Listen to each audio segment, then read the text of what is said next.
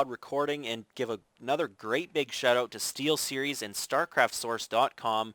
Thanks for the sponsorship. $550 plus 11 headsets up to the winner in this America versus EU show match, Europe show match. 11 series, 11 series, all best of fives. Oh, just can't go wrong with a ton of action, all pro players.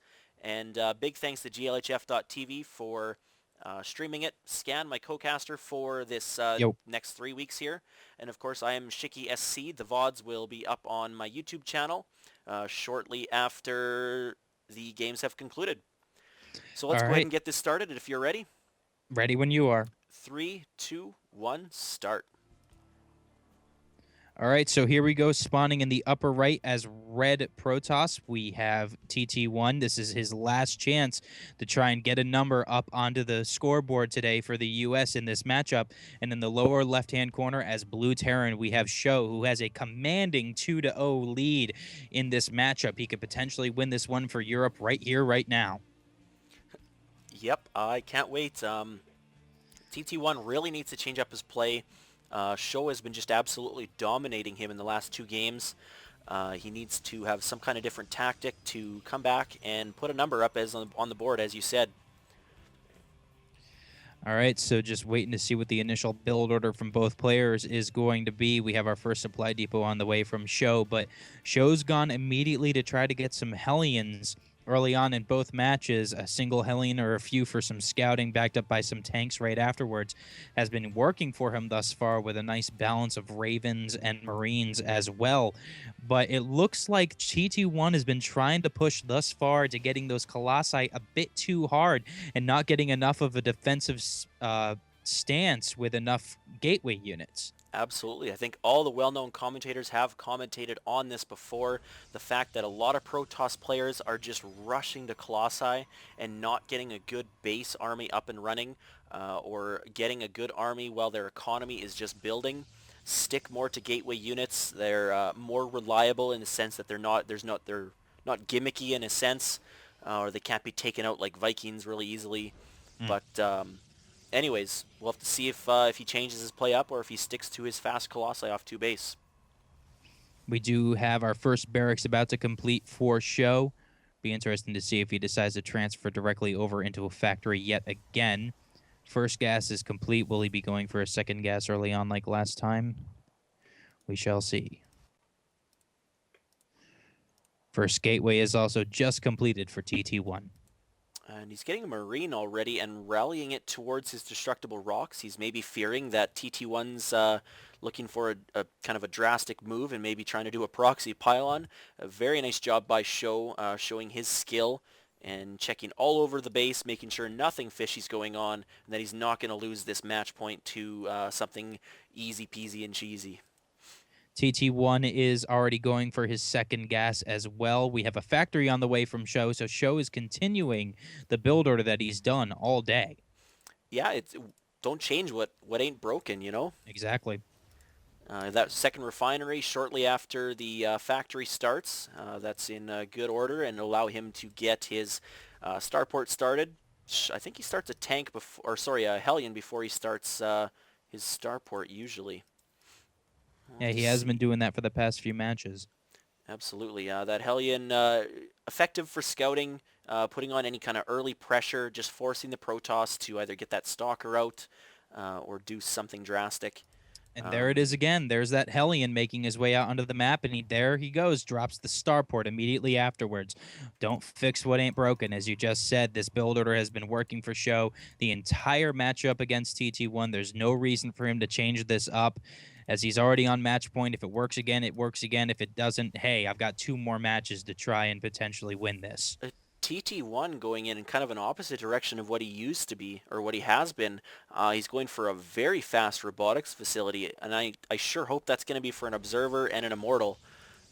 If he goes for Robotics Bay, I'm probably going to cry a little inside, because I am here it part is. of America.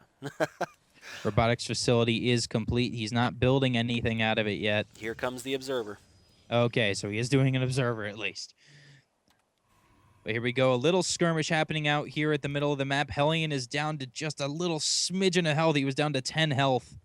but he'll be able to return home and tell his friends about the epic battle that he was One in. more shot and he would have been taken out. Hellions, of course, have no armor compared to, I believe, Siege Tanks and Thors. Yes. Everything else has 0 armor. Pair of Stalkers taking either Zelnaga Tower, sees that there's nothing up at any of those points. And here comes the Raven once again. I like this. I like the Raven. At first I was kind of concerned because, even though if he goes for the point defense drone and TT1 doesn't have stalkers, he can still use it just to scare the fact that you don't want to build stalkers, or even to put down those the auto turrets, which have proven to be somewhat effective. TT1's doing it again. He's going for a Robo Bay. And it just hasn't been working for him thus far. He hasn't been able to transition into those Colossi early enough and strong enough with enough of a supporting unit cast, essentially, for it to be working for him.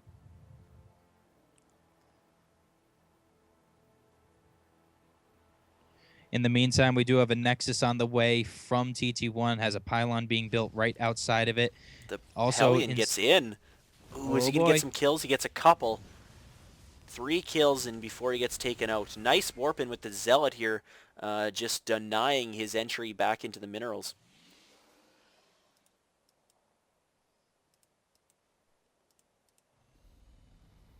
And Sjow is pushing out, so here it comes. Same force that we've been seeing for a while, and it looks like that Hellion was doing some kind of wheelie. That was strange. Anyways. He's got too much power in his back wheels.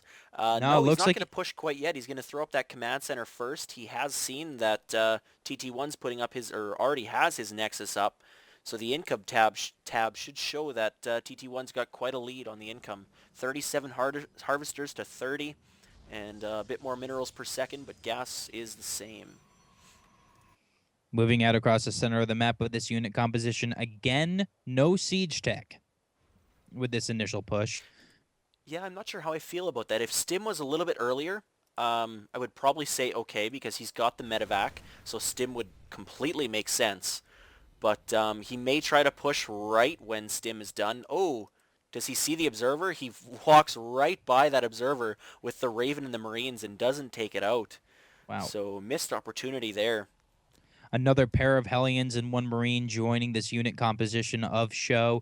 There is a single Colossus defending the front of TT1's natural expansion currently. Still, I don't think he has thermal lances. No, he does not. He does and not. a second Colossus is on the way. Oh, they are now. Huh. Siege Tech is now halfway done suddenly in the blink of an eye. Yeah, I missed that. Almost half the time to do as Thermal Lance does. So Stim is finished. Siege Tech is on the way. If Siege Tech finishes and he chooses to push before Thermal Lances are done, I'd have to say goodnight TT1.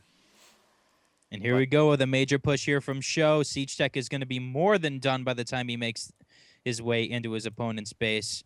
Interesting way of moving. I don't